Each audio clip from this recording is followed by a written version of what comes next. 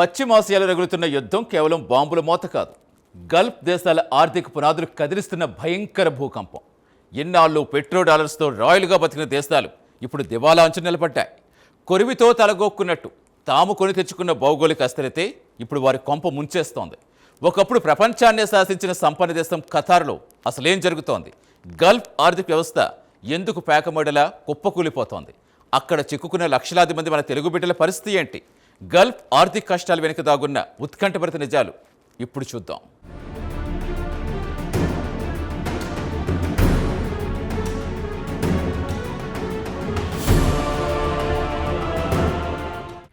పశ్చిమాసియాలో రగులుతున్న యుద్ధం ఇప్పుడు కేవలం ఆ ప్రాంతానికే పరిమితం కాలేదు. గల్ఫ్ దేశాల ఆర్థిక ముఖచిత్రాన్నే సమూలంగా మార్చేస్తుందనే ఆందోళనలు వ్యక్తమవుతున్నాయి. ఇన్నాళ్లు పెట్రో డాలర్లతో రాయల్గా కాలం వెళ్లదీసిన దేశాలు ఇప్పుడు దివాలా దిశగా అడుగులు వేస్తున్నాయా అన్న అనుమానాలు బలపడుతున్నాయి. మూలిగే నక్క మీద తాటికాయ పడ్డట్టు ఇప్పటికే పోస్ట్ కోవిడ్ ఎకానమిక్ ఛాలెంజెస్తో సతమతమవుతున్న ఈ దేశాలపై ఈ యుద్ధం తీవ్రమైన ప్రభావాన్ని చూపుతోంది. భౌగోళిక రాజకీయాల్లో వస్తున్న ఈ అవాంఛిత మార్పులు గల్ఫ్ దేశాల ఆర్థిక పునాదులను కదిలిస్తున్నాయన్నది కాదనలేని సత్యం. ఈ సంక్షోభం ఏ స్థాయికి చేరుకుంటుందనేది ఇప్పుడు ప్రపంచవ్యాప్తంగా ప్రతి ఒక్కరినీ కలవరపెడుతున్న ప్రధాన అంశం.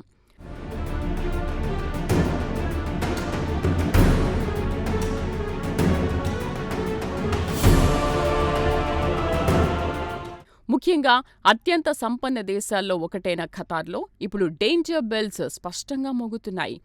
ఒకప్పుడు ఎకానమిక్ గ్రోత్లో జెట్ స్పీడ్తో దూసుకుపోయిన ఈ దేశంలో అనూహ్యంగా ఆర్థిక కష్టాలు మొదలయ్యాయి.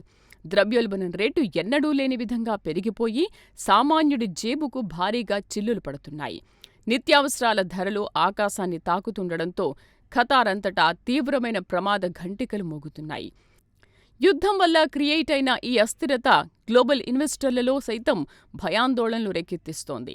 ఒక సంపన్న దేశం ఇలా సడన్గా ఫైనాన్షియల్ క్రైసిస్లోకి జారుకోవడం అనేది మిగతా దేశాలకు ఒక స్ట్రాంగ్ వార్నింగ్ లాంటిదే అని అంతర్జాతీయ ఎకానమిక్ ఎక్స్పర్ట్స్ తీవ్రంగా విశ్లేషిస్తున్నారు.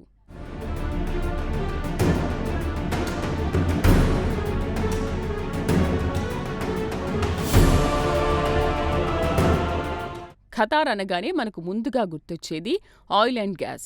ఆ దేశ ఆర్థిక ఉన్నతిలో ఈ గ్యాస్ ఆయిల్ నిక్షేపాలదే ఎప్పుడూ కీలక పాత్ర. ప్రపంచంలోనే అతిపెద్ద న్యాచురల్ గ్యాస్ రిజర్వాయర్లు ఉన్న దేశంగా దీనికొక స్పెషల్ ఇమేజ్ ఉంది. సింపుల్గా చెప్పాలంటే ఖతార్ ప్రభుత్వ టోటల్ ఆదాయంలో కేవలం గ్యాస్ ఎగుమతుల వాటానే ఏకంగా 60% వరకు ఉంటుంది. అంటే వారి ఎకానమీ మొత్తం ఈ న్యాచురల్ రిసోర్సెస్ మీదే ఆధారపడి నడుస్తుందన్నమాట. దశాబ్దాలుగా ఇదే వారి సక్సెస్ఫుల్ బిజినెస్ మోడల్. కానీ ఇప్పుడు పరిస్థితులు పూర్తిగా రివర్స్ అయ్యాయి. ఈ సింగిల్ సోర్స్ డిపెండెన్సీ వల్లే ఇప్పుడు ఆ దేశం ఊహించని రీతిలో దెబ్బతింటోంది. ఆయిల్ గ్యాస్ మినహా ఇతర ఆల్టర్నేటివ్ ఇండస్ట్రీస్ లేకపోవడమే శాపంగా మారుతోంది.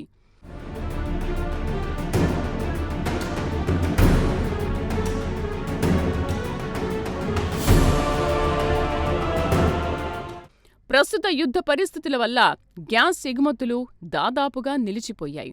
దీనికి తోడు ఖతార్లోని కీలకమైన గ్యాస్ ప్లాంట్పై ఇరాన్ చేసిన దాడులు ఆ దేశ ఆర్థిక వ్యవస్థ వెన్నుముకను విరిచేశాయి.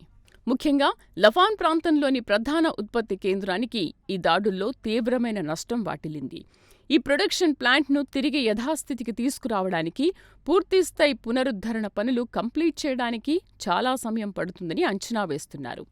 ఒక్కసారి సప్లై చైన్ బ్రేక్ అవడంతో గ్లోబల్ మార్కెట్లో ఖతార్ స్థానాన్ని ఇతర దేశాలు ఆక్రమించే ప్రమాదం కూడా పొంచి ఉంది.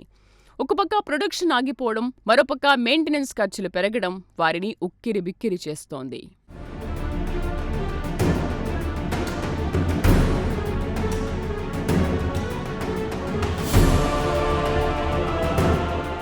గ్యాస్ ఎగుమతులే కాకుండా ఖతార్కు ఇప్పుడు అత్యవసర దిగుమతులు కూడా సక్రమంగా రావడం లేదు. అన్ని వైపుల నుంచి దేశం లాక్ అయిపోయిన ఒక భయానక వాతావరణం కనిపిస్తోంది. మరోవైపు దేశానికి కాసుల వర్షం కురిపించే టూరిజం సెక్టార్ కూడా పూర్తిగా కుప్పకూలింది. యుద్ధ భయంతో విదేశీ పర్యాటకులు ఎవరూ అటువైపు కన్నెత్తి కూడా చూడ్డం లేదు. దీనివల్ల 5 స్టార్ హోటల్స్, ఏవియేషన్, రిటైల్ లాంటి అనుబంధ రంగాలు కూడా దారుణంగా దెబ్బతిన్నాయి. ఆదాయ మార్గాలన్నీ ఒక్కసారిగా మూసుకుపోవడంతో ఈ ఏడాది ఖతార్ ఆర్థిక వ్యవస్థ ఏకంగా 8.6% మేర క్షీణిస్తుందని నివేదికలు చెబుతున్నాయి. గ్రోత్ రేట్ ఇంత దారుణంగా నెగటివ్లోకి పడిపోవడం చూస్తుంటే రాబోయే సంక్షోభం ఎంత పెద్దదో మనకు స్పష్టంగా అర్థమవుతుంది.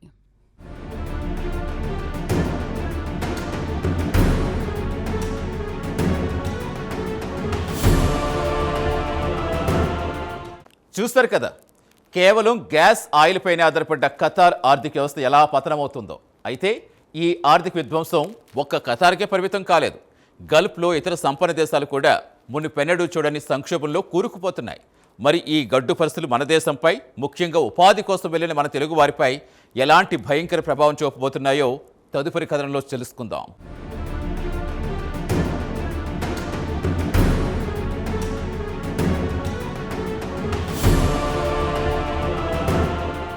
అయితే ఈ విధ్వంసం కేవలం ఒక్క ఖతార్కే పరిమితం కాలేదు. ఆయిల్ గ్యాస్ ఎగుమతులపై ఆధారపడి బతుకుతున్న ఇతర మిడిల్ ఈస్ట్ దేశాల్లోనూ అచ్చం ఇలాంటి గడ్డు పరిస్థితే నెలకొంది. యుఏఈ, సౌదీ అరేబియా, కువైట్ లాంటి దేశాలు కూడా ఈ వార్ ఇంపాక్ట్ను తీవ్రంగా ఫేస్ చేస్తున్నాయి. ఒకప్పుడు డెవలప్మెంట్లో ఆకాశమే హద్దుగా దూసుకెళ్లిన ఈ దేశాలు ఇప్పుడు తమ ఉనికిని కాపాడుకోవడానికి నానా తంటాలు పడుతున్నాయి. తాజా పరిణామాల దెబ్బకు ఈ గల్ఫ్ దేశాలన్నీ అభివృద్ధిలో దాదాపు 20-30 ఏళ్లు వెనక్కి వెళ్లాయా అన్న సందేహాలు వ్యక్తమవుతున్నాయి. రాత్రికి రాత్రే ఇన్ఫ్రాస్ట్రక్చర్ ప్రాజెక్టులు ఆగిపోవడం, ఫారిన్ కరెన్సీ రిజర్వ్స్ కరిగిపోవడం ఈ ఆందోళనకు మరింత బలాన్ని చేకూరుస్తున్నాయి.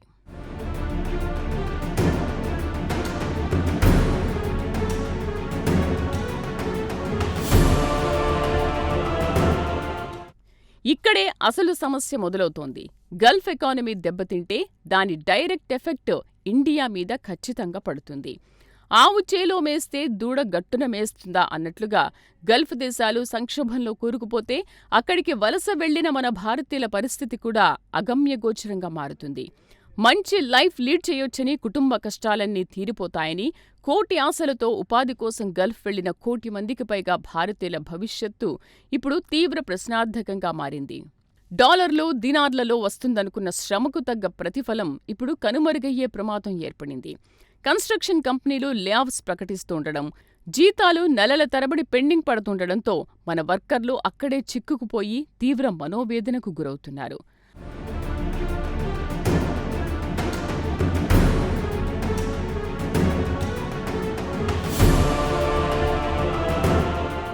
భారత్పై ఈ యుద్ధ ప్రభావం మల్టిపుల్ యాంగిల్స్లో పడుతోంది. ప్రధానంగా గల్ఫ్ నుంచి ఇండియాకు వచ్చే రెమిటెన్సెస్ అంటే ఫారిన్ మనీ ఫ్లో భారీగా పడిపోయే ప్రమాదం స్పష్టంగా కనిపిస్తోంది. మన దేశ విదేశీ మారక నిల్వల్లో గల్ఫ్ భారతీయులు పంపే డబ్బుదే సింహభాగం. ఇప్పుడు వాళ్ల ఉద్యోగాలే రిస్కులో పడితే మన దేశ ఆర్థిక వ్యవస్థపై కూడా ఆ నెగిటివ్ ఇంపాక్ట్ తప్పక పడుతుంది. గల్ఫ్ దేశాలతో మనకున్న ట్రేడ్ రిలేషన్స్ కూడా దెబ్బతింటాయి. క్రూడాయిల్ ఇంపోర్ట్స్ కాస్ట్ పెరిగిపోయి ఇండియాలో పెట్రోల్, డీజిల్ రేట్లు భగ్గుమనే ఛాన్స్ ఉంది. దీనివల్ల లాజిస్టిక్ ఖర్చులు పెరిగి ఇక్కడ కూడా నిత్యావసరాల ధరలు మండిపోతాయి. ఇదొక చైన్ రియాక్షన్లా మన దేశాన్ని చుట్టుముట్టే ప్రమాదం ఉందని ఆర్థిక నిపుణులు విశ్లేషిస్తున్నారు.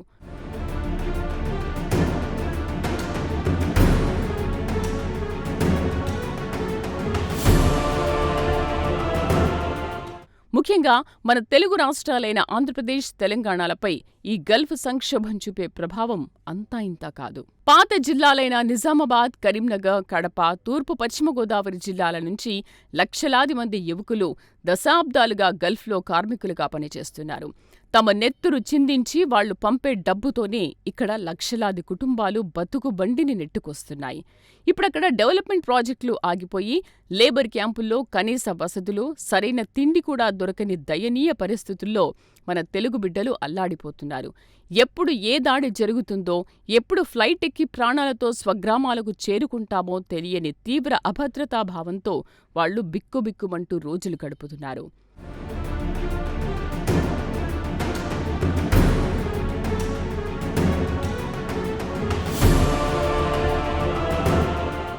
ఇక కొత్తగా ఉపాధి కోసం గల్ఫ్ దేశాల వైపు ఆశగా చూస్తున్న యువతకు ఈ పరిణామాలు నిజంగా చేదుగుళికలే అని చెప్పక తప్పదు.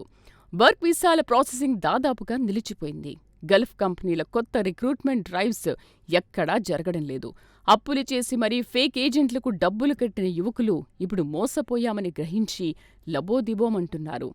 అగ్నికి వాయువు తోడైనట్లు ఒకవైపు సరైన ఉద్యోగాలు లేక మన రాష్ట్రాల్లోనే నిరుద్యోగ సమస్య ప్రబలుతుంటే, ఇప్పుడు అండగా నిలుస్తుందనుకున్న గల్ఫ్ మార్కెట్ కూడా ఇలా డోర్స్ క్లోజ్ చేసుకోవడం నిరుద్యోగ యువత పాలిట అతిపెద్ద శరాఘాతంగా మారింది.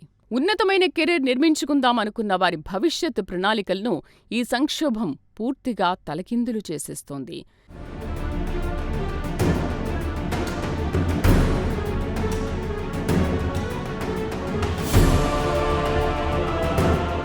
ఒకప్పుడు దుబాయ్, ఖతార్ వెళితే దశ తిరిగిపోతుందని కలలుగన్న యువతకు ఇప్పుడు చుక్కలు కనిపిస్తున్నాయి.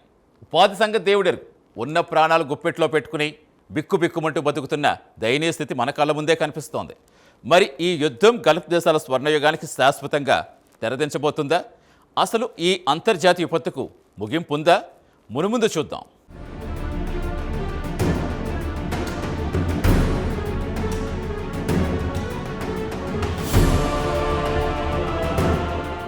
గల్ఫ్ దేశాల భవిష్యత్తుపై ఈ యుద్ధం చెరగని ముద్ర వేస్తుందని ఇంటర్నేషనల్ అఫైర్స్ స్పెషలిస్టులు విశ్లేషిస్తున్నారు. ఏళ్ల తరబడి పోగు చేసుకున్న సంపదంతా కేవలం కొన్ని నెలల యుద్ధంతో ఆవిరైపోతుండడం ఒక కీలకమైన మార్పుకు సంకేతాలిస్తోంది. కేవలం ఆయిల్, గ్యాస్ మీద మాత్రమే ఆధారపడితే కష్టకాలంలో నిలబడలేమన్న పచ్చి నిజాన్ని ఈ దేశాల పాలకులు ఇప్పుడు జీర్ణించుకోలేకపోతున్నారు. ఎకానమిక్ డైవర్సిఫికేషన్ అనేది ఎంత అవసరమో ఇప్పుడు వారికి ప్రాక్టికల్గా బోధపడుతోంది. ఈ సంక్షోభం కేవలం తాత్కాలికమేనా లేక లాంగ్ టర్మ్ డిప్రెషన్కి దారి తీస్తుందా అనేది అప్పుడే ఖచ్చితంగా చెప్పలేకపోయినా, పరిస్థితులు ఏమాత్రం ఆశాజనకంగా లేవన్నది స్పష్టంగా అర్థమవుతోంది. సిచ్యువేషన్ చేయి జారిపోతోందన్న భయం వారిలో కనిపిస్తోంది.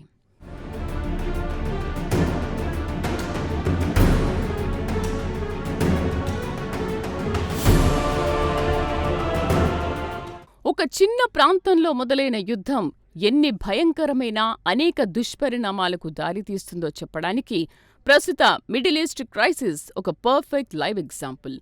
కొందరు రాజకీయ నాయకుల అహంకారం, భౌగోళిక ఆధిపత్య పోరు చివరకు సామాన్యుడి ప్రాణాలతో, ఉపాధితో ఎలా దారుణంగా చెలగాటమాడుతుందో మనమిప్పుడు కళ్లారా చూస్తున్నాం. ఆ రగులుతున్న యుద్ధ భూమికి వేల కిలోమీటర్ల దూరంలో ఉన్న మన పల్లెటూరి కుటుంబాల కడుపు కొట్టే స్థాయికి ఈ గ్లోబలైజ్డ్ ఎకానమీ ఇంటర్లింక్ అయి ఉంది. గ్లోబల్ విలేజ్లో ఏ మూల చిన్న డిస్టర్బెన్స్ జరిగినా దాని షాక్ వేవ్స్ ప్రపంచమంతా క్షణాల్లో ట్రావెల్ అవుతాయని ఈ తాజా పరిణామాలు బలంగా నిరూపిస్తున్నాయి. ఇది మొత్తం గ్లోబల్ ఎకనామిక్ స్టెబిలిటీని ముంచెత్తే అతిపెద్ద అంతర్జాతీయ విపత్తు.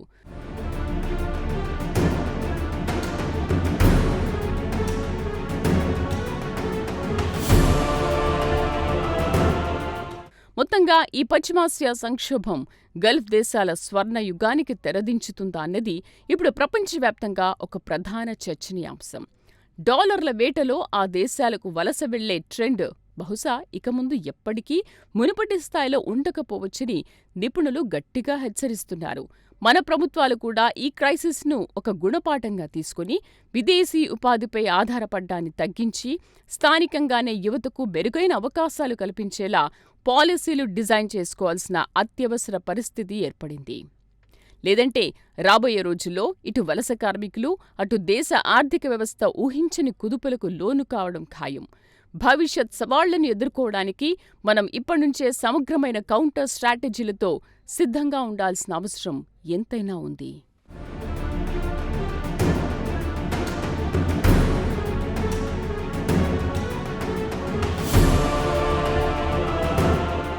యుద్ధం ఎప్పుడైనా ఎక్కడైనా వినాశనానికి దారితీస్తుందని గల్ఫ్ సంక్షోభం మరోసారి బలంగా నిరూపిస్తోంది.